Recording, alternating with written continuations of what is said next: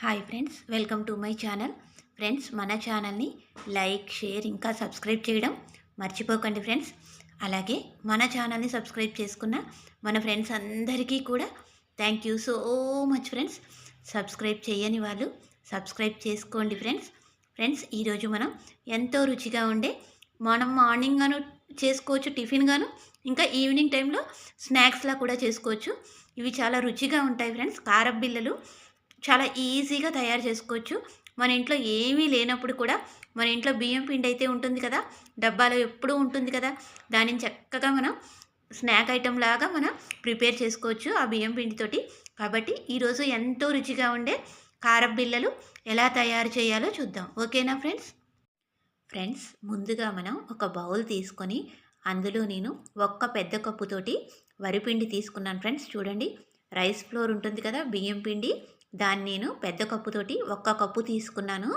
ఇప్పుడు అందులో మనం సన్నగా తరిగిన ఉల్లిపాయ ముక్కలు వేసుకోవాలి. ఇంకా పచ్చిమిరపకాయ ముక్కలు కూడా వేసుకోవాలి ఫ్రెండ్స్. పచ్చిమిరపకాయ ముక్కలు కూడా మనం సన్నగా తరగాలి. పావు చెంచా పసుపు వేసుకోవాలి. రుచికి తగినంత ఉప్పు వేసుకోవాలి. ఒక్క చెంచా కారపొడి వేసుకోవాలి. అర చెంచా అల్లం వెల్లుల్లిపాయ పేస్ట్ వేసుకోవాలి. కొద్దిగా కొత్తిమీర కూడా వేసుకోవాలి. పావు చెంచా నువ్వులు వేసుకోవాలి.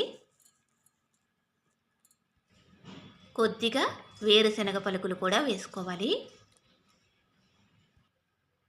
ఫ్రెండ్స్, ఇప్పుడు మనం వేసుకున్న ఇంగ్రీడియంట్స్ అన్నీ కూడా ఒకసారి మంచిగా కలుపుకోవాలి ఫ్రెండ్స్. చూడండి, పిండిలో కూడా అంతా కలిసేలాగా మంచిగా కలిపేసుకోవాలి. ఫ్రెండ్స్, ఇప్పుడు మనం కొద్ది కొద్దిగా వాటర్ వేసుకుంటూ చపాతీ పిండి ఎలా అయితే కలుపుకుంటామో అలాగే కలుపుకోవాలి. ఓకేనా? చూడండి ఫ్రెండ్స్, మనం ఇలా కొద్ది కొద్దిగా వాటర్ వేసుకుంటూ జాగ్రత్తగా కలుపుకోవాలి. దోసల పిండిలాగా జారుగా అయిపోద్ది, లేదంటే ఒకేసారి ఎక్కువ వేసేసామనుకోండి అప్పుడు దోసల పిండిలాగా అయిపోతుంది. కాబట్టి మనం చపాతీ పిండి ఎలా అయితే కలుపుకుంటామో అలాగే కలుపుకోవాలి. ఓకేనా? చూడండి ఫ్రెండ్స్, మనం ఎలా కలుపుకున్నామో చూసారు కదా. ఇలా మనం చపాతీ పిండి ఎలా అయితే గట్టిగా ఉంటుందో అలాగే కలుపుకున్నాం. చూసారా? ఇలా కలిపి పెట్టుకోవాలి. ఓకేనా ఫ్రెండ్స్? ఫ్రెండ్స్, చూడండి, మనం చేసుకున్న పిండిని రౌండ్గా మనం చపాతీ పిండిలా కలిపేసుకున్నాం కదా.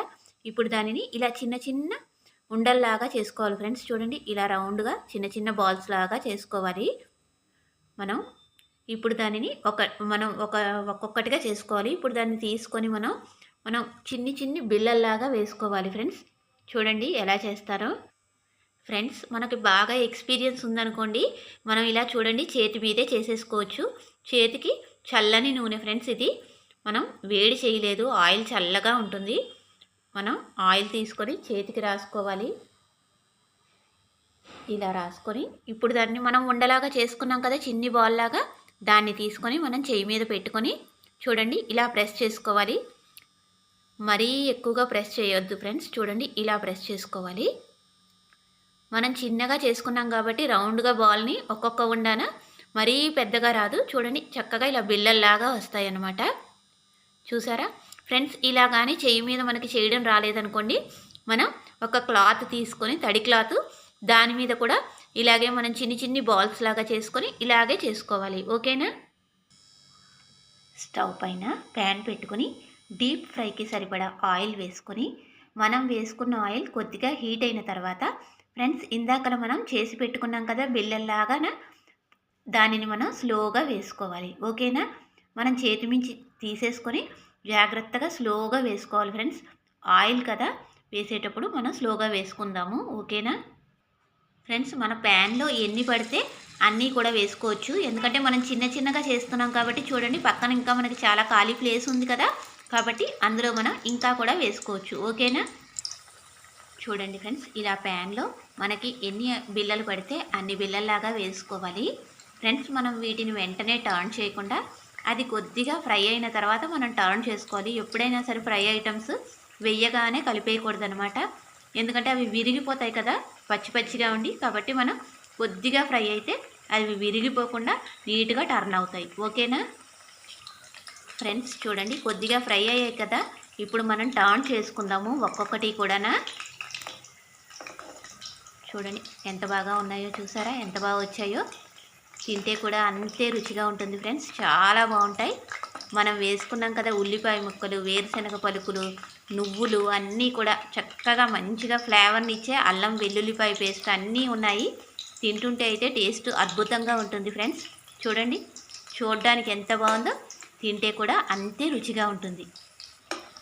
చూడండి ఫ్రెండ్స్, మన వరిపిండి బిళ్ళలు ఎంత బాగా వచ్చాయో చూడండి. చక్కగా రెండు వైపులా కూడా మంచిగా ఫ్రై అయిపోయాయి. ఇప్పుడు మనం ఆయిల్ రాకుండా జాగ్రత్తగా ఒక్కొక్కటిగా తీసుకొని ప్లేట్లో వేసుకొని స్టవ్ ఆఫ్ చేసేద్దాం ఫ్రెండ్స్. ఓకేనా? చూడండి ఫ్రెండ్స్, మనం తయారు చేసుకున్న కారపు బిళ్ళలు ఎంత బాగా వచ్చాయో చూడండి. తింటే అయితే రుచి చాలా బాగుంటుంది ఫ్రెండ్స్. ఈవినింగ్ టైంలో స్నాక్ అయితే మనం చాలా ఈజీగా చేసేసుకోవచ్చు. మన ఇంట్లో బియ్యం పిండి అయితే ఎప్పుడు ఉంచుకుంటాం కదా డబ్బాలో. చక్కగా బియ్యం పిండి ఉంటే చకచక్క మనం ఇలా కారపు బిళ్ళలు వేసి ఇచ్చామంటే ఇంట్లో అందరూ కూడా ఎంతో ఇష్టంగా తింటారు. ఎన్ని తింటున్నామో కూడా తెలియకుండా తినేస్తాము, అంత బాగుంటాయి టేస్ట్ అయితే. నచ్చితే తప్పకుండా మీరు కూడా ట్రై చేయండి ఫ్రెండ్స్. అలాగే మన ఛానల్ని లైక్ చేయడం ఇంకా సబ్స్క్రైబ్ చేయడం కూడా మర్చిపోకండి. ఓకేనా? Bye bye.